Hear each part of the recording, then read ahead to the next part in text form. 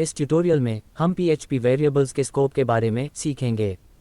तो हम इस ट्यूटोरियल में जानेंगे कि क्या होता है वेरिएबल स्कोप, क्या होते हैं लोकल, ग्लोबल, स्टैटिक और फंक्शन पैरामीटर वेरिएबल्स, और साथ में ये भी जानेंगे ग्लोबल और स्टैटिक कीवर्ड्स के बारे में। तो दोस्तों, हमने PHP वेरिएबल्स के बारे में हमने पहले ही सीख लिया है। अगर आपने उस वीडियो को नहीं देखा है तो हमने उस वीडियो की लिंक डिस्क्रिप्शन में ऐड करी है, तो आप वहां से उस वीडियो को देख सकते हैं। पर दोस्तों, अगर हमारे YouTube चैनल पर नए हैं या अभी तक हमारे इस छोटे से YouTube चैनल को सब्सक्राइब नहीं करें हैं तो प्लीज़ इस YouTube चैनल को सब्सक्राइब करें, इससे हमें बहुत मदद मिलेगी। तो दोस्तों, आइए शुरू करते हैं ट्यूटोरियल के फर्स्ट पार्ट से। क्या होता है PHP में वेरिएबल स्कोप। हम वेरिएबल्स को स्क्रिप्ट में कहीं पर भी डिक्लेयर कर सकते हैं। अगर हम किसी वेरिएबल को डिक्लेयर करते हैं तो उनका कोई एक पर्टिकुलर स्कोप होता है। यहाँ पर पर्टिकुलर कहने का मतलब है या तो वेरिएबल का स्कोप लोकल होगा या ग्लोबल।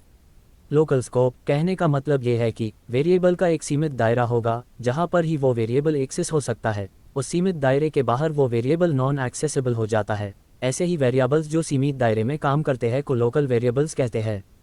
जैसे कि किसी फंक्शन के अंदर के वेरिएबल्स लोकल वेरिएबल्स होते हैं, और ऐसे वेरिएबल्स जिनका स्कोप ग्लोबल होता है, या ऐसे कहे कि जिनका कोई दायरा नहीं होता या जिनका स्कोप फिक्स्ड नहीं होता है, को ग्लोबल वेरिएबल्स कहते हैं। इस स्क्रिप्ट में दो वेरिएबल्स $x और $y और एक फंक्शन टेस्ट अंडरस्कोर फंक्शन है। $x एक ग्लोबल वेरिएबल है क्योंकि इसे फंक्शन के बाहर डिक्लेयर किया गया है, और $y एक लोकल वेरिएबल है क्योंकि यह फंक्शन टेस्ट फंक्शन के अंदर डिफाइन किया गया है। स्क्रिप्ट के अंत में टेस्ट अंडरस्कोर फंक्शन को कॉल किया जाता है। उसके बाद दो एको स्टेटमेंट्स हैं। आइए स्क्रिप्ट का आउटपुट देखें। टेस्ट फंक्शन के अंदर दो एको स्टेटमेंट हैं।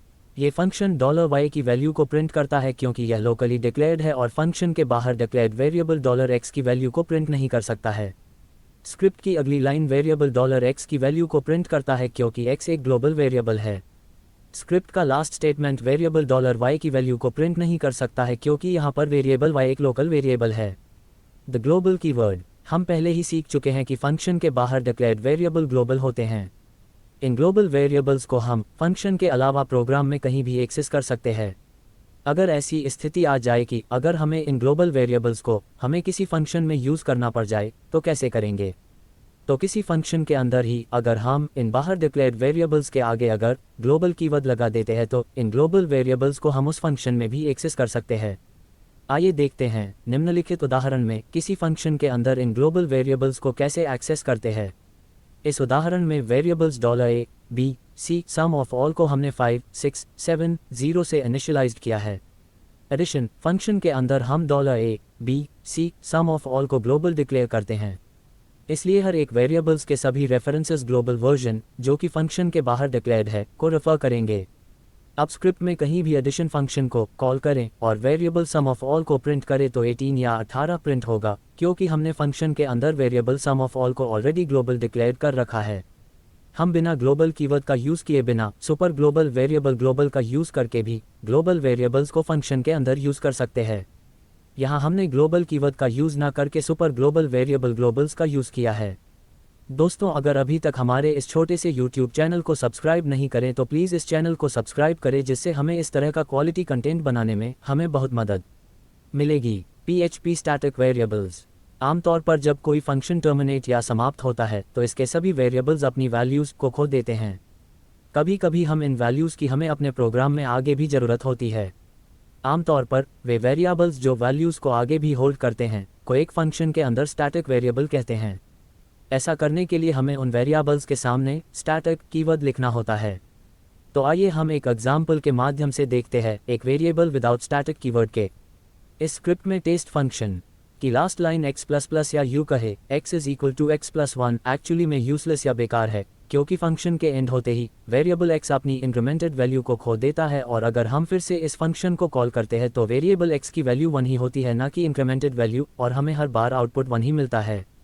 उपरोक्त स्क्रिप्ट की समस्या को दूर करने के लिए अगर हम वेरिएबल x के आगे अगर स्टैटिक लिख दे या यूँ कहे अगर उस वेरिएबल को स्टैटिक डिक्लेयर कर दे तो हमें ये समस्या नहीं आएगी कि हर बार हमें आउटपुट 1 ही मिले। तो आइए हम एक एग्जाम्पल के माध्यम से देखते हैं एक वेरिएबल विद स्टैटिक कीवर्ड के।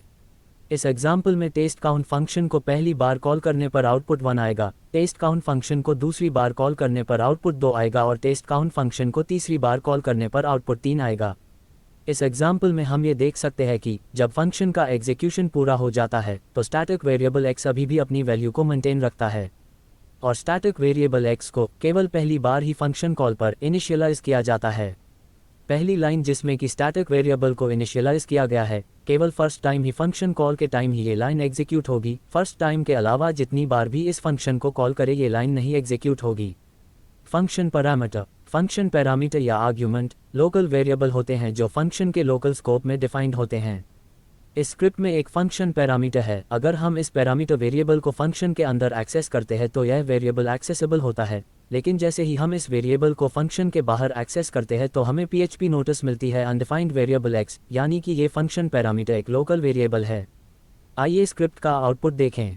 दोस्तों, इस वीडियो को देखने के लिए बहुत बहुत धन्यवाद। अगर आपने इस वीडियो को अभी तक लाइक नहीं किया है तो प्लीज़ लाइक करें और हमारे इस छोटे से YouTube चैनल को सब्सक्राइब करें, इससे हमें बहुत मदद मिलेगी। और अगर आप सोचते हैं कि ये वीडियो सही में बढ़िया है तो अपने दोस्तों में प्लीज़ शेयर करें।